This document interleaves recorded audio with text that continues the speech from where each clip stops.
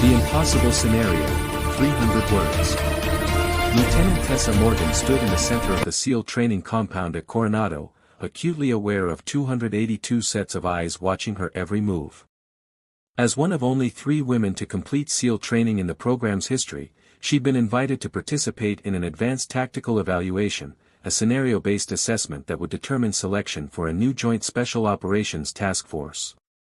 The evaluators had designed what they called the Gauntlet, a complex hostage rescue simulation that required speed, tactical precision, and decision-making under impossible pressure.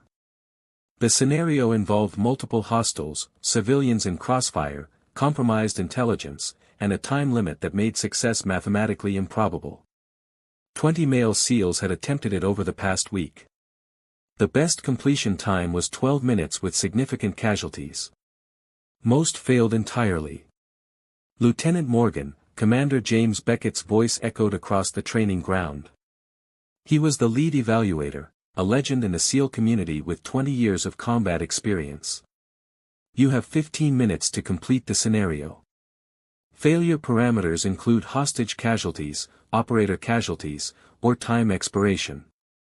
Are you ready? Tessa met his eyes directly. She knew what this was, not just an evaluation, but a test of whether she belonged among the elite. The scenario had been designed with male operators in mind, assuming specific physical capabilities and tactical approaches. Beckett wanted to see if she could adapt. Ready, sir. One more thing, Beckett added, and something in his tone made Tessa's tactical awareness spike. I've modified the scenario specifically for you. Added 2 additional hostiles and reduced your time to 10 minutes. I want to see how you perform under conditions that account for potential physical disadvantages. The assembled SEALs murmured. This wasn't standard, this was deliberately making an already impossible scenario even harder. Some faces showed disapproval of the unfairness. Others showed curiosity about whether she'd protest. Tessa didn't protest.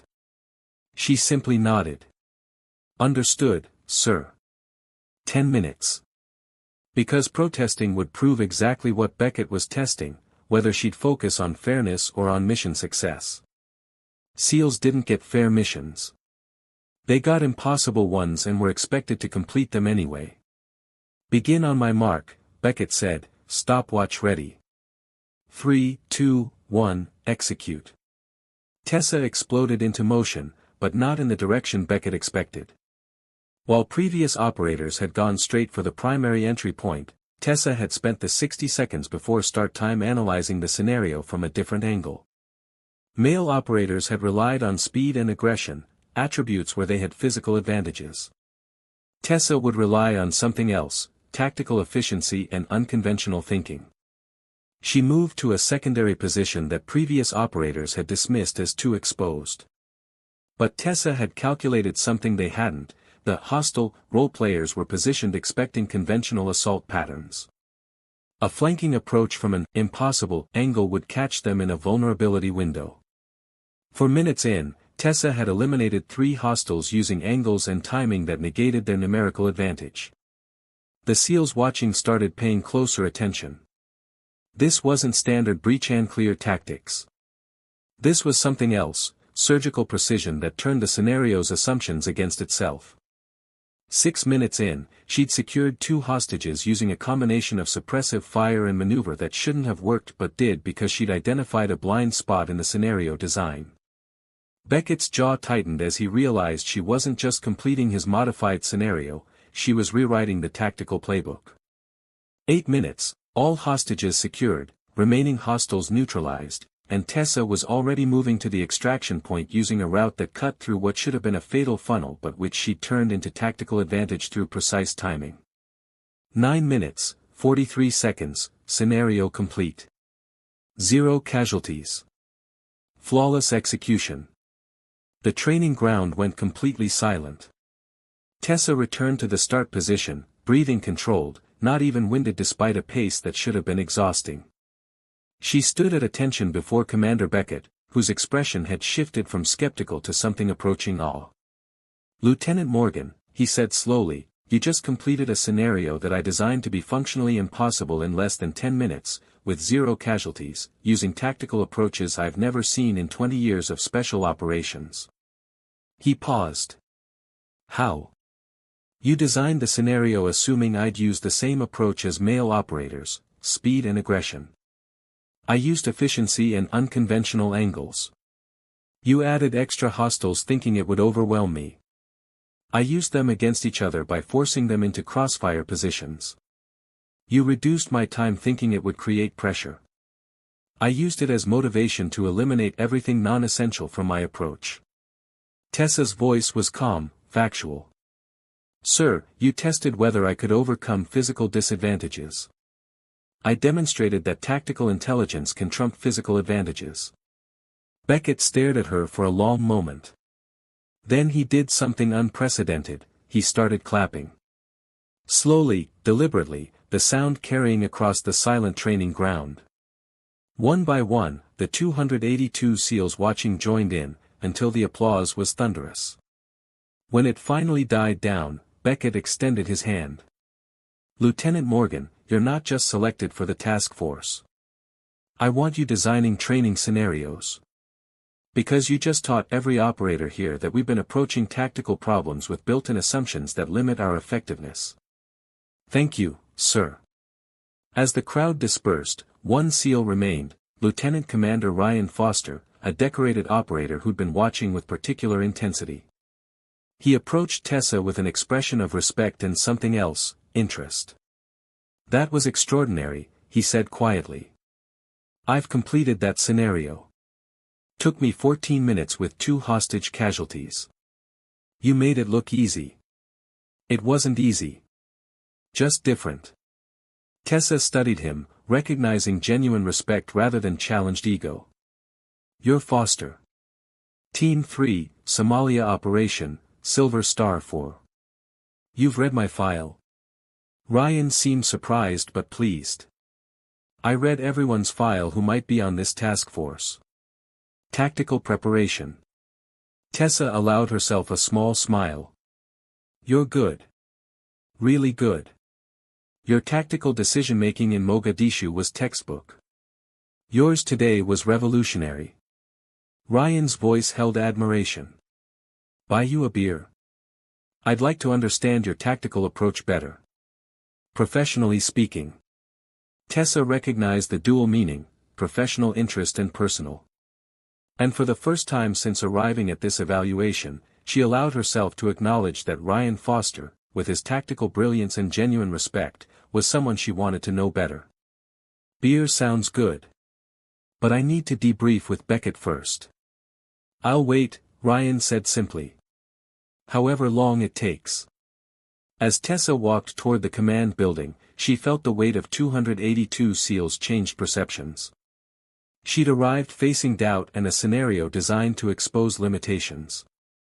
She was leaving having proven that limitations were often just failures of imagination. And maybe, just maybe, she'd found someone who saw her not as a female SEAL trying to prove herself, but as an exceptional operator worth knowing on every level. The debrief with Commander Beckett lasted 2 hours. He wanted detailed breakdowns of every tactical decision, every calculation, every moment where Tessa had identified vulnerability in the scenario design. What started as evaluation became collaboration, Beckett recognizing that Tessa's approach could revolutionize how special operations trained for complex scenarios.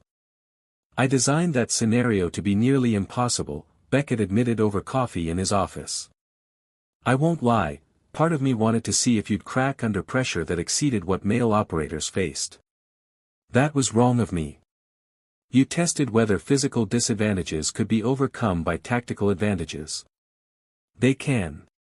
That's valuable data. Tessa didn't hold grudges, she understood the military culture she'd chosen to join. The question is whether command will apply that lesson broadly or dismiss it as an anomaly. They'll apply it. I'm recommending you for the Advanced Tactical Development Division. You'll be designing scenarios, training the next generation, implementing approaches that don't assume one physical profile. Beckett met her eyes. You earned this, Morgan. Not through quotas or politics. Through demonstrated excellence that exceeds most of my operators. When Tessa finally emerged from the command building, Ryan was exactly where he'd promised to be, leaning against his truck in the parking lot, 2 hours later, as patient as he'd said. "That's a long debrief," he observed. Beckett wanted to understand tactical theory. Tessa accepted the cold beer he offered from a cooler. "Also wanted to apologize for designing the scenario specifically to be harder for me." "That was bullshit," Ryan said bluntly. "Adding difficulty because of gender isn't evaluation, it's hazing." "Maybe. But I used it. Turned his assumptions into my tactical advantage." Tessa took a long drink. Sometimes the best response to bias isn't complaint, it's excellence that makes the bias irrelevant. They sat in comfortable silence for a moment, watching the sun set over the Pacific. Then Ryan said, "I need to tell you something.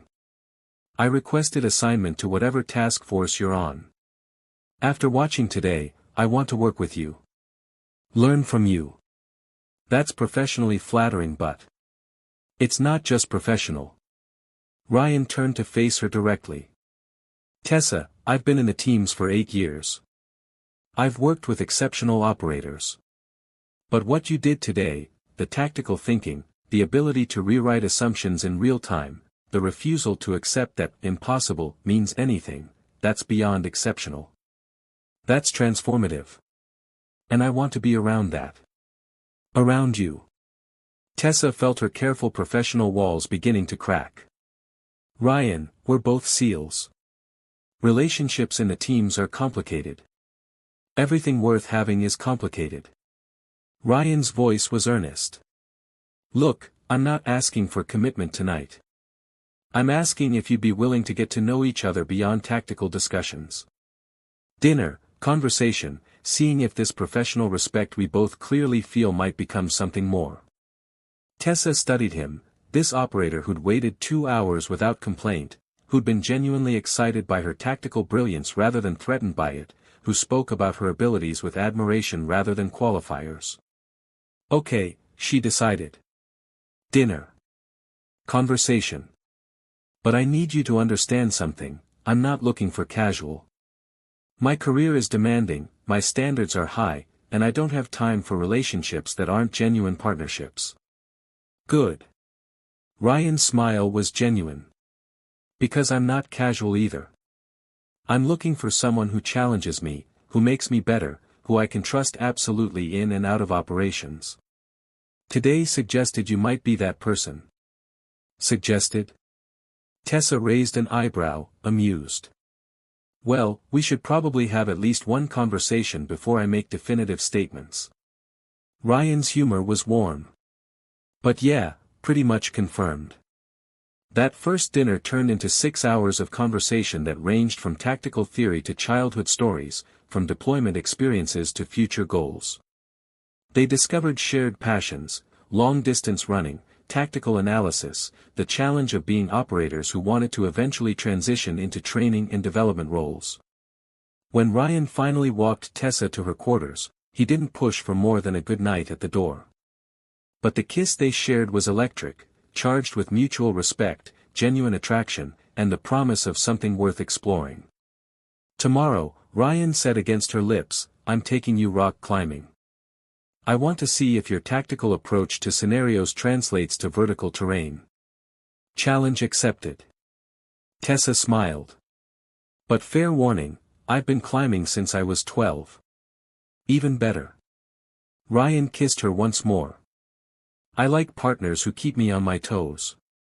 Over the following weeks, Tessa and Ryan became a known entity on base, the exceptional female SEAL and the decorated operator who admired her without reservation. They trained together, planned operations together, and built a relationship that balanced professional respect with personal intimacy. Their fellow SEALs watched with interest, many recognizing that this partnership represented something significant, proof that elite operators could be attracted to competence and strength, that relationships could be built on mutual respect rather than traditional gender dynamics. 3 months after the evaluation that changed everything, Ryan and Tessa received their task force assignments together. Commander Beckett had specifically requested them as a team, recognizing that their combined tactical thinking created something greater than individual excellence. "You know, people are going to have opinions about us working and being together," Tessa mentioned as they reviewed mission briefings. "Let them have opinions." Ryan's response was simple. "We're professionals who happen to be in a relationship. We maintain appropriate boundaries during operations. Off-duty, we're partners. Anyone who has a problem with that can take it up with our performance reviews." "Which are excellent," Tessa added with satisfaction. "Which are exceptional," Ryan corrected, pulling her close for a kiss that was becoming wonderfully familiar.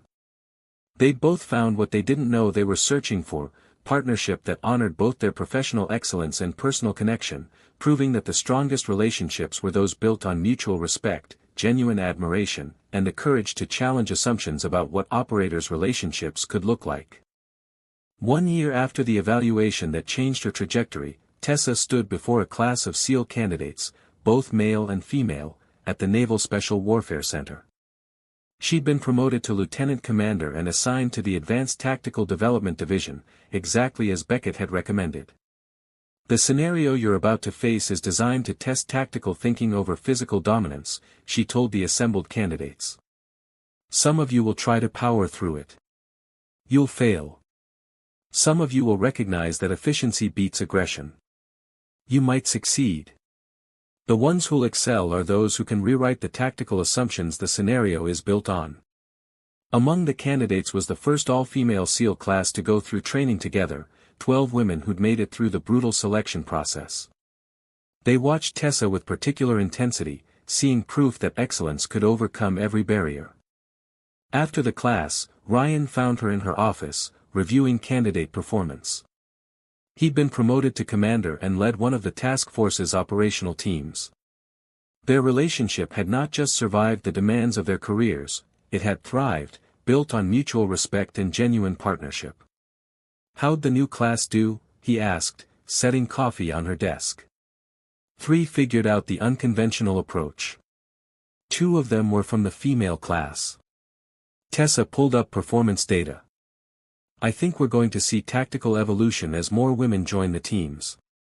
Different physical profiles force different tactical thinking.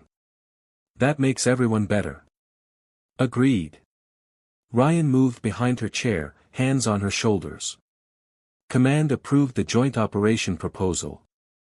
We'll be leading it together, your tactical planning, my team execution. Partnership in action." Tessa leaned back against him. "You know, a year ago I was trying to prove I belonged.